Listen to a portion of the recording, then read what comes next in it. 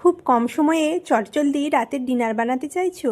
তাহলে আমার মতো এই সয়াবিনের রেসিপিটা তোমরা কিন্তু ট্রাই করে দেখতে পারো। এখানে আমি এক বাটি সয়াবিন লবণ দিয়ে ভালো করে সেদ্ধ করে নিয়েছি। দেখো সয়াবিনটা বেশ নরম হয়ে গেছে। তারপরে আমি জল থেকে হাত দিয়ে চেপে চেপে জলটা একদম ছেঁকে নিয়েছি। এখন এই সয়াবিনটা আমি মিক্সিতে দিয়ে 1 থেকে 2 বার ঘুরিয়ে একটু পেস্ট করে নেব।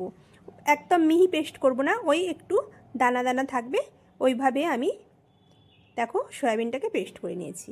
এখন আমি কড়াতে দিয়ে দিলাম 3 থেকে 4 টেবিল চামচ সর্ষের তেল। তেলটা গরম হলে ফোড়নে দিয়ে দেব হাফ চামচ গোটা জিরে, শুকনো লঙ্কা, কয়েকটা গোটা গরম মশলা, এলাচ, লবঙ্গ, দারচিনি, কয়েকটা গোটা গোলমরিচ আর একটা জয়িত্রী ফুল।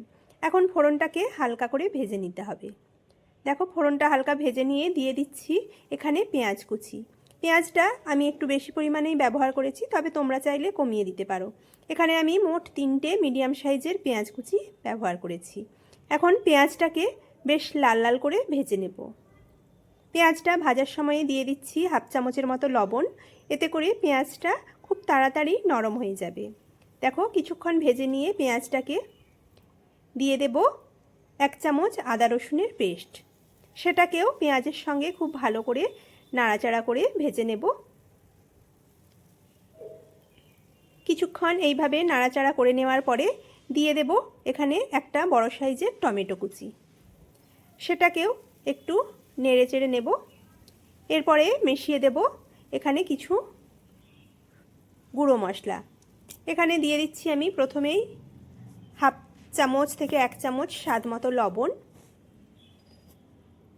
এরপরে দিয়ে দিচ্ছি 1 চামচ হলুদের গুঁড়ো, লাল লঙ্কার গুঁড়ো 1 চামচ, ধনে গুঁড়ো আর দিয়ে দিলাম জিরে গুঁড়ো। এখন সব কিছুকে খুব ভালো করে কষে নিতে হবে। যাদের বাড়িতে বাচ্চারা একদমই সয়াবিন খেতে চায় না, তাদেরকে কিন্তু এইভাবে সয়াবিনের কিমা করে ভর্তা বানিয়ে টিফিনে, পরোটা, লুচি বা ডিনারে রুটির সঙ্গেও কিন্তু তোমরা দিতে পারো। একদমই বুঝতে পারবে না যে এটা সয়াবিন। দেখো মশলাটা বেশ ভালো করে কষানো হয়ে গেছে। এখন আমি সয়াবিনের কিমাটা দিয়ে দিচ্ছি। এরপরে মশলার সঙ্গে সয়াবিনের কিমাটাকে খুব ভালো করে নাড়াচাড়া করে মিশিয়ে নেব। দিয়ে দিচ্ছি আমি বেশ কিছুটা ধনেপাতা কুচি। এখন ভালো করে সব কিছুকে মেশাতে থাকবো। সবসময় সয়াবিনের একঘেয়ে ঝোল বা তরকারি না করে এইভাবে কিন্তু তোমরা সয়াবিনের ভর্তাও বানিয়ে দেখতে পারো। খুবই টেস্টি হয়। তবে এটা কিন্তু রুটি, লুচি বা পরোটার সঙ্গেই বেশি ভালো লাগে। দেখো এটাও আমাদের খুব ভালো করে কিছুক্ষণ একটু নাড়াচাড়া করে নিয়েছি।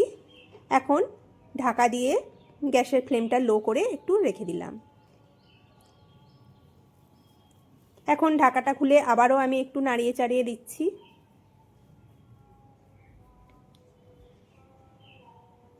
এরপরে এখানে আমি অ্যাড করব পরিমাণ মতো জল। এখানে আমি হালকা গরম জল ব্যবহার করেছি। খুব বেশি জল দিতে লাগে না, যেহেতু এটা কিমা করা আছে, তাই অল্প একটু যে যেমন গ্রেভি রাখতে চাও সেই মতো জল দিলেই চলবে। দেখো জলের সঙ্গে আমি ভালো করে সয়াবিনটাকে মিশিয়ে নিলাম। এখন ঢাকা দিয়ে গ্যাসের ফ্লেমটা লো করে 5 মিনিট ফুটিয়ে নেব।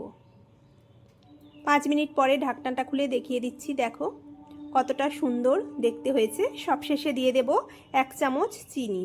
এটা কিন্তু আর দিয়ে দেব সামান্য একটু গরম মশলার গুঁড়ো। যেহেতু রুটি পরোটার তরকারি একটু মিষ্টি মিষ্টি হলেই ভালো লাগে, তাই চিনিটা অবশ্যই দেওয়ার চেষ্টা করবে। আর যারা একদমই পছন্দ করো না তারা স্কিপ করে যাবে। দেখো এখন সব কিছুকে আবারও একবার ভালো করে মিশিয়ে নেব আমি। আমাদের আজকের সয়াবিনের কিমার ভর্তা একদম রেডি। এখন গ্যাসের ফ্লেমটা অফ করে ঢাকা দিয়ে কিছুক্ষণ রেখে দেব রেস্টে। তারপরে আমি এটাকে একটা বাটিতে সার্ভ করে নিচ্ছি। আজকের আমার সয়াবিনের কিমার ভর্তা কেমন লাগলো অবশ্যই কমেন্ট বক্সে তোমরা কমেন্ট করে জানিও। আর যদি ভালো লেগে থাকে তাহলে একটা লাইক, কমেন্ট ও শেয়ার করে আমার পাশে থেকো। আর নতুন বন্ধুদের কাছে অনুরোধ আমার চ্যানেলটিকে সাবস্ক্রাইব করে আমার পাশে থাকার।